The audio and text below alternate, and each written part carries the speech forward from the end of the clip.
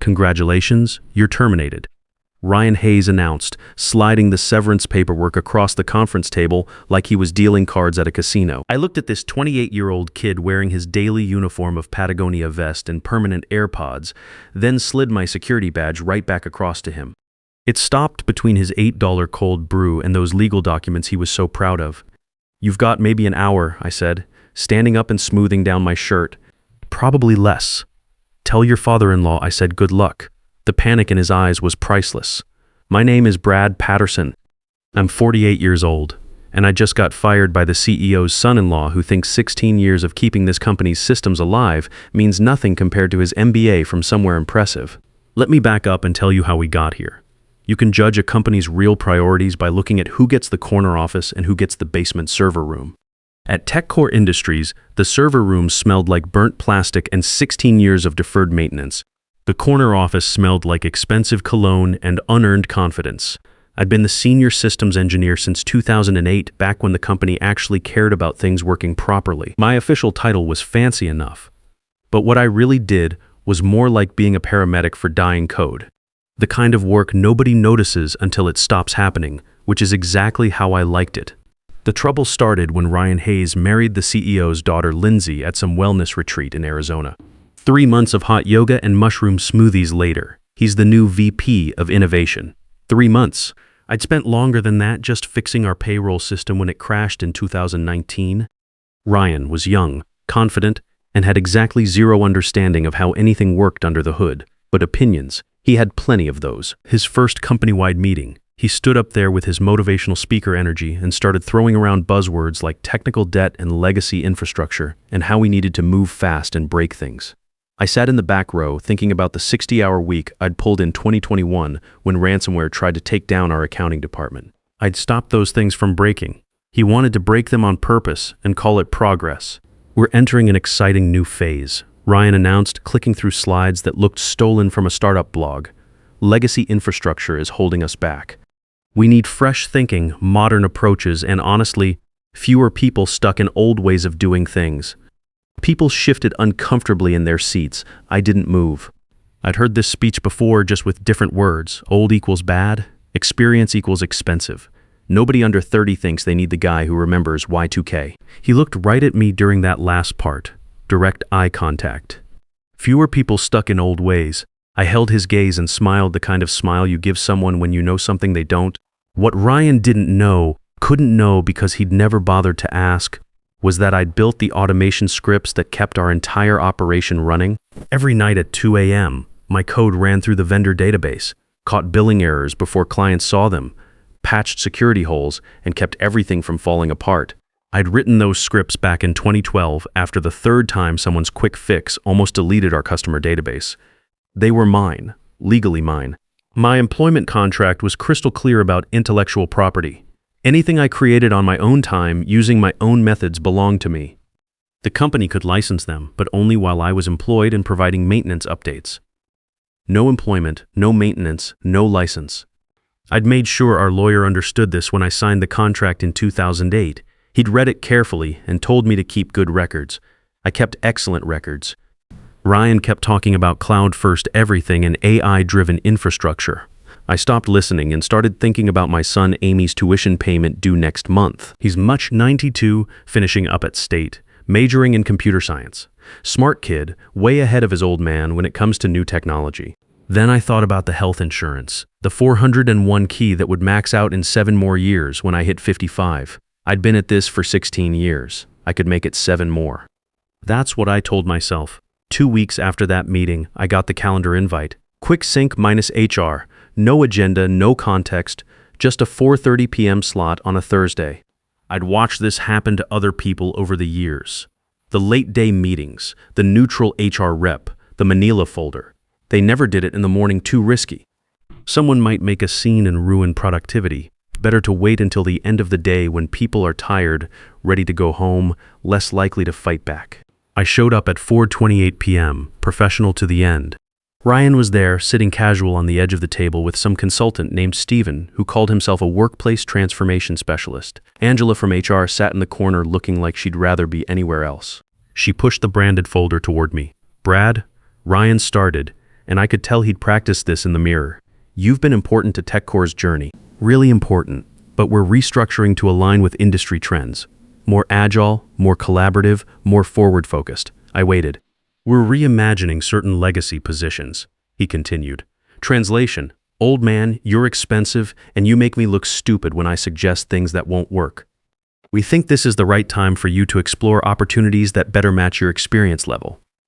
The consultant nodded like Ryan had just solved world hunger. Angela pushed the severance package forward. 3 months salary, health insurance for 18 months, outplacement services. Any questions? Ryan asked, actually smiling like he'd done me a favor. That's when I said it. You've got maybe an hour? Probably less. Tell your father-in-law I said good luck. I didn't go home. Walked 3 blocks to Murphy's, this veterans bar where the owner Kevin Morgan knew to pour bourbon without asking. Found my usual corner booth, where I could see the TechCore building through the window. 12th floor, all lit up like nothing had changed. Kevin brought over the drink. Ex-Army, ran logistics before retiring to Denver and opening this place. Maybe 55, gray beard, steady hands from years of not panicking when things went sideways. He set the glass down, looked at my face, then at my phone buzzing on the table. They finally do it. Yep. How long you give them? Hour, maybe less. He sat down with his own coffee. You remember when I told you about Fort Carson? I did, but I let him tell it again. Sometimes you need to hear you're not the only one. 2018, Kevin said. 14 years managing supply chains. New CO comes in, fresh from business school at West Point. Starts talking about optimizing processes and eliminating redundancies. Fired me on a Tuesday. He took a sip. By Friday, their entire logistics system was down. Turns out I was the only one who knew how the old system talked to the new one. They called me back Monday morning. They pay you contractor rates? Triple my old salary. 6-month minimum, paid up front. He smiled. Took me 2 days to fix what they broke. Then I bought this place. My phone started vibrating once, twice, then continuously. That them? Kevin asked. Yep. You answering? Nope. Here's what nobody tells you about being the person who holds everything together. You become invisible. Not because you're bad at your job, but because you're too good at it. Things just work, and people forget someone's making that happen. They forget until you stop. My scripts weren't complicated, just solid automation built on 16 years of watching things break. Every night at 2 a.m., they'd scan for duplicate vendor entries, expired contracts, invoice mismatches. Every morning at 6 a.m., they'd test backup systems, verify API connections, validate data integrity. Boring work. Critical work. The kind nobody notices until it doesn't happen. I tried explaining this to Ryan about 6 weeks back. Showed him the dashboard, walked him through the error logs, demonstrated how one small failure cascaded into major problems. He'd listened for maybe 30 seconds. Right? But modern platforms have built-in redundancy, he'd said, scrolling through his phone. This kind of manual oversight is anti-agile. The systems fail, I'd told him. That's why we have oversight. That's old thinking, Brad. We're moving toward autonomous infrastructure. I'd shown him logs from when our autonomous infrastructure went down for 18 hours last year. How my backup systems kept customer operations running while everyone else panicked. He'd barely looked. Exactly, he'd said. Single points of failure. That's what we need to eliminate. I was the single point of failure he wanted to eliminate. My phone lit up again. Angela from HR, then procurement, then a number I didn't recognize with a 22 area code. Probably someone from corporate. I let them all ring. Text from Angela. Brad, please call. We need transition procedures. Text from Ryan. Hope you're okay. Quick question, where are the vendor configs stored? Then another. This is urgent. Please respond. Then Brad. I know we didn't end things great, but we really need help here. I finished my bourbon and held up the empty glass. Kevin brought the bottle over. Stock's down 15%, he said, glancing at the TV above the bar. Just getting started. You sabotage anything? Didn't touch a thing. Just stopped fixing it. There a difference? I looked at him. Big difference. Sabotage is breaking something that works. This is letting broken things stay broken. He thought about that. Nodded slowly, walked back to the bar. The thing about systems is they don't explode all at once. They degrade. Small failures cascade into bigger ones. It's like pulling cards from a house of cards. Nothing happens with the first few. Then, suddenly the whole thing collapses. You get warnings if you know what to listen for. They weren't listening. Text from someone in procurement popped up. Vite, email system acting weird, messages bouncing. You know what's going on? I typed back, check the documentation. 3 dots appeared immediately. Then, what documentation? I put the phone back down. See, there was documentation. 312 pages of it. Process flows, system diagrams, recovery procedures, emergency contacts, vendor information. I'd written it myself over the years, updated it quarterly, kept it current, stored it in the shared drive under a folder clearly labeled Critical Infrastructure B. Patterson. Ryan had that folder deleted 8 weeks ago during a storage optimization audit. Said it was legacy bloat taking up space. I'd objected in writing. He'd overruled me in an email that said, we're moving toward cloud-based knowledge management. Static documents are a crutch. I'd kept my own copy, of course, on my personal laptop, which was currently in my F-150 parked outside. The TV over the bar flickered to the local business channel. Breaking news banner scrolled across the bottom. TechCore Industries stock drops 22% in after-hours trading amid reports of technical difficulties. Kevin glanced at the screen, then at me, raised an eyebrow. Didn't say anything. My phone started ringing continuously now. Different numbers cycling through.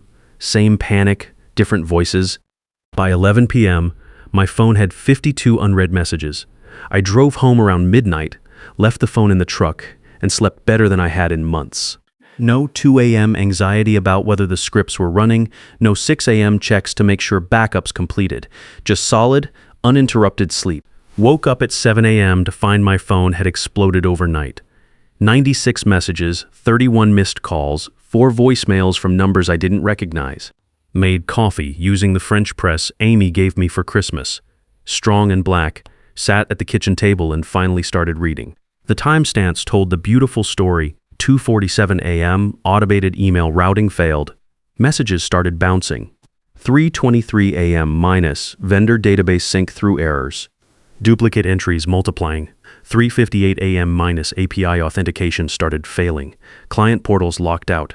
4:31 a.m. minus, billing system couldn't reconcile invoices.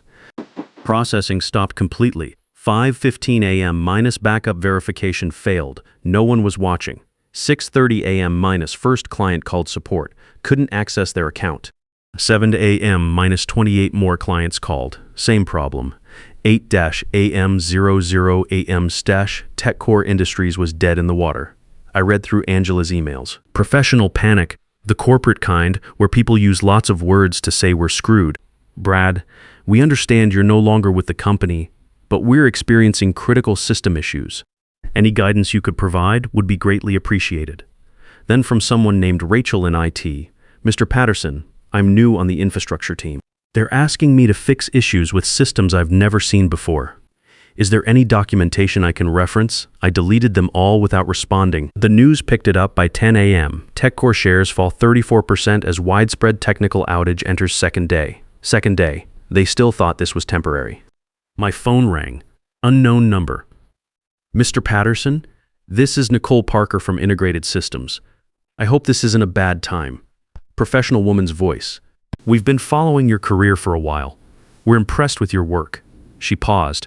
We'd like to make you an offer. Consulting contract, 6-month minimum, renewable, double your previous salary, equity stake, full benefits, and most importantly, you'd be working with people who actually understand what you do.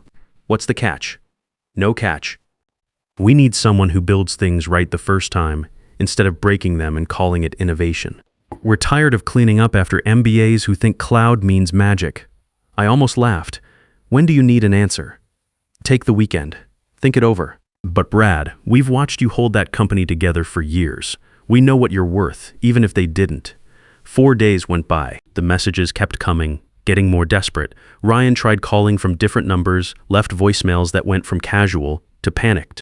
Hey man, no hard feelings, right? We just need some quick help here. Brad, please. The board is asking questions I can't answer.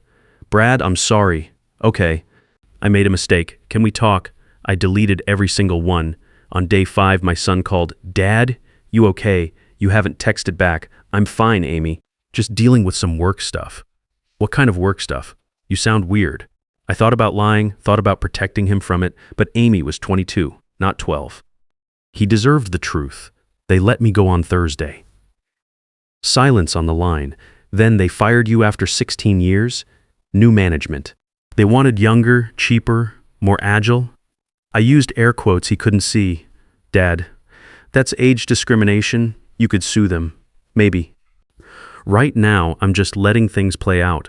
What does that mean? It means the company's having some technical problems without me there. Another pause. Good. I hope they crash and burn. That made me smile. How's school? School's fine. Are you going to be okay? What about insurance? My textbooks next semester. I've got it covered. Don't worry about that. Got a job offer yesterday. Better pay. Better company. Really? That fast. Turns out experience is worth something to people who know what they're looking at. I'm proud of you, Dad. After we hung up, I sat there holding the phone. Proud of me for what? Getting fired? But I knew what he meant. Proud I didn't beg, didn't compromise, didn't crawl back for scraps. Week 2, the lawsuits started. First was a logistics company whose entire operation ran through TechCore's platform. Their systems went down, shipments got lost, contracts got breached. They filed for $4.2 million in damages. Then came a manufacturing firm for $3.8 million. Then a regional bank for $2.6 million. Then 5 smaller companies in a class action for another $6.1 million. By week 3, the SEC opened an investigation into whether TechCore had properly disclosed technical vulnerabilities to shareholders. That's when the subpoena arrived at my house. Certified mail, thick envelope, law firm letterhead I recognized. They weren't suing me. They wanted me to testify. Mr. Patterson, you are hereby requested to provide expert testimony in the matter of multiple parties v. TechCore Industries. Your technical expertise and documentation of prior warnings are material to this case. I read it twice. They wanted everything: email warnings, meeting notes, incident reports. Every time I'd flagged a risk and been overruled, every time Ryan had called my concerns legacy thinking. I had all of it, time-stamped, archived, backed up in 3 locations. The lawyer called that afternoon. Mr. Patterson, I want to be clear. You're not in any legal trouble. We need you to explain in plain language what happened and why. They fired the person holding everything together, then acted surprised when it fell apart. Can you say that in a deposition? I can say it under oath. Good. We'll schedule depositions for next month. Give discovery time to develop. In the meantime, if TechCore contacts you, don't engage. Forward everything to us. They've been contacting me for 2 weeks. I haven't responded once. He actually laughed. Perfect. Keep doing exactly that. I hung up and accepted Integrated Systems' offer. The next morning, I drove to their office in downtown Denver. Real office, not some startup warehouse with ping-pong tables and motivational posters. The CTO, a guy named Stephen Walsh who was maybe 50 with gray hair and actual engineering credentials, sat down with me personally. Show me what you're thinking for our infrastructure redesign, he said. I pulled up the notes I'd made over the weekend. Redundancy layers, security protocols, automated monitoring with human oversight, the stuff that actually works when you're not trying to be trendy. Stephen listened, took actual notes, asked intelligent questions about implementation timelines and resource allocation. This is solid, Brad. Really solid. When can you start implementation? Give me 4 weeks to map all the dependencies properly. Take 5 if you need it. I'd rather have it done right than done fast. I sat back in the chair, real ergonomic chair, not 15-year-old furniture held together with duct tape. Window with natural light instead of fluorescent hell. You okay? Stephen asked. Yeah, just not used to people trusting me to do my job. Get used to it. That's why we hired you. 7 months later, I sat in a deposition room that looked exactly like you'd expect. Long conference table, court reporter in the corner, lawyers in suits that cost more than my first car. They swore me in and started asking questions. The lead attorney was a woman named Sarah Mitchell, maybe 45, sharp eyes and sharper questions. She slid a stack of printed emails across the table. Mr. Patterson, are these emails from you to Ryan Hayes and other TechCore management? I looked at them. My own words printed out, highlighted in yellow. Yes. Can you read the subject line of the first one? Warning. Vendor contract expirations Q3 2024. And the date? April 18th, 2024. What was the response to this warning? I flipped to the reply, Ryan's words. Thanks for the flag.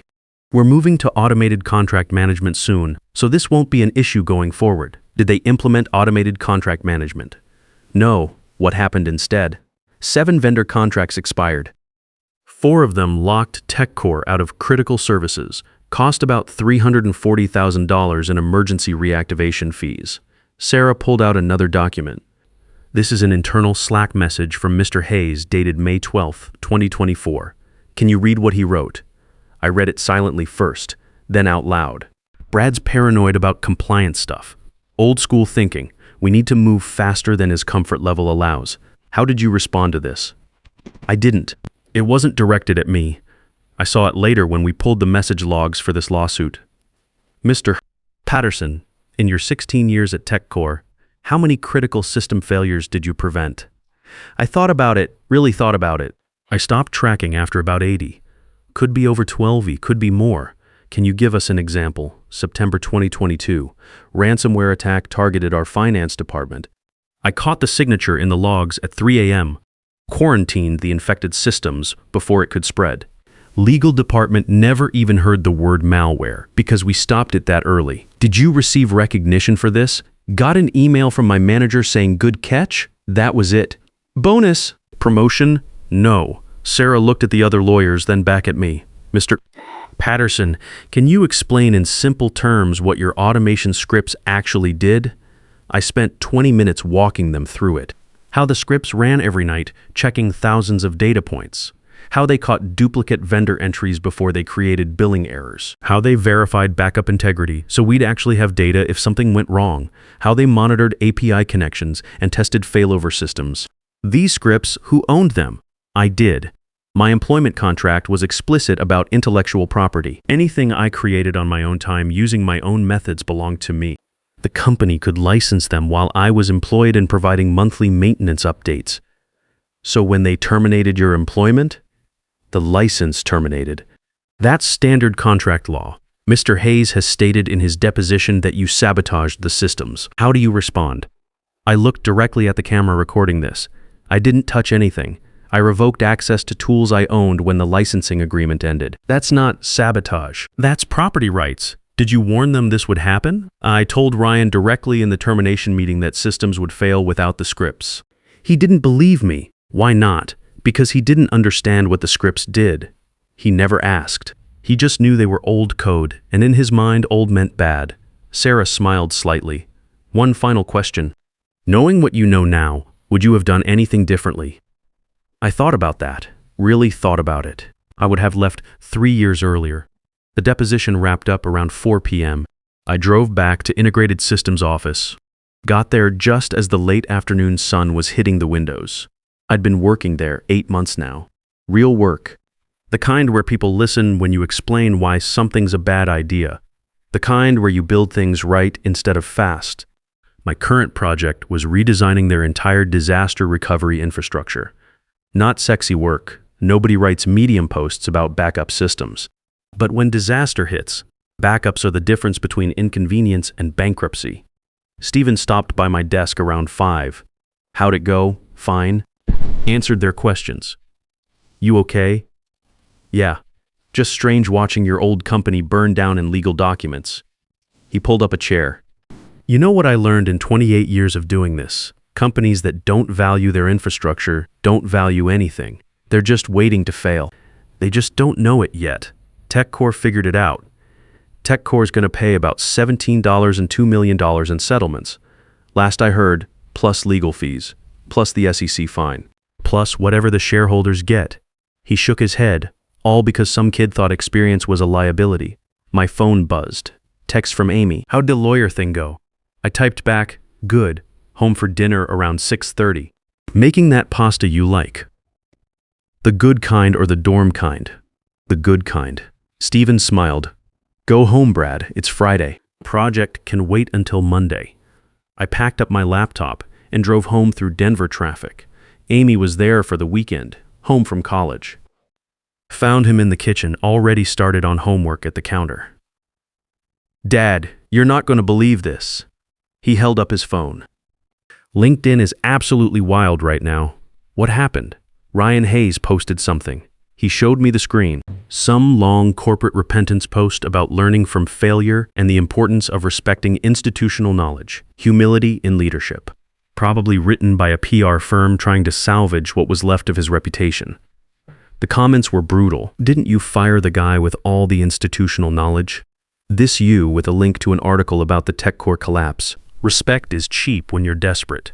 How's that working out for your father-in-law's company?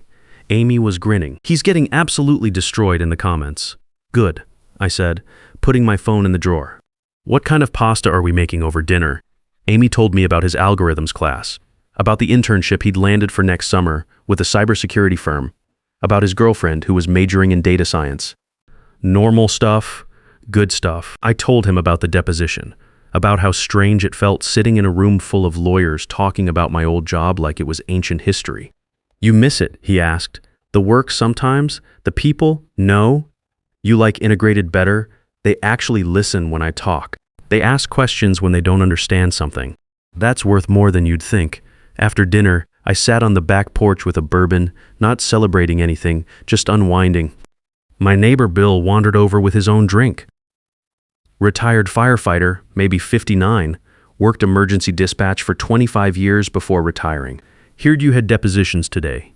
News travels fast in this neighborhood. Small world. He pulled up a chair. How'd it go? They asked questions. I answered them. Pretty straightforward. Your old company's still falling apart. Slowly, lawsuit'll take another 6 months probably. He nodded, sipped his whiskey. You know what they say, best revenge is living well. I thought about that. Thought about the last 8 months. Better job, better pay, actual respect. Time with my son, sleep at night, without worrying about systems failing. I think the best revenge, I said, is just letting people fail on their own terms. I didn't sabotage anything, just stopped saving them from themselves. They're a difference, big difference. One makes you the villain, the other just makes you absent. Bill raised his glass. I'll drink to that. We sat there in the quiet, watching the sun set over the neighborhood. My phone was inside in the drawer. No emergency alerts. No panicked messages, no systems depending on me to keep them alive. Just peace. 5 months later, TechCore settled all the lawsuits. $16.8 million total, plus another $4.3 million in legal fees and SEC fines. Charles Hayes quietly retired from the CEO position. Ryan left the company entirely, his LinkedIn now describing him as an independent business consultant, which is corporate speak for unemployed. I never reached out, never gloated, never even checked their website. I was too busy building something that actually worked. That's the thing they never tell you about revenge. The loud kind, the public kind, that's just theater for people who need an audience. The real kind, the kind that lasts, is when you walk away and build something better. When you prove that what they threw away was valuable, just not to them. 16 years I gave that company. They threw it away in one afternoon meeting. I got it back in 8 months with interest. That's not revenge. That's just math. Sometimes the most powerful thing you can do is nothing at all. Just step back and let incompetence reveal itself. They thought they were firing dead weight. Turns out they were cutting their own lifeline. The difference between a job and a career isn't the paycheck. It's working with people who understand what you're worth. You can't teach someone to value experience, but you can sure teach them what it costs when it's gone. Age isn't about the years you've lived.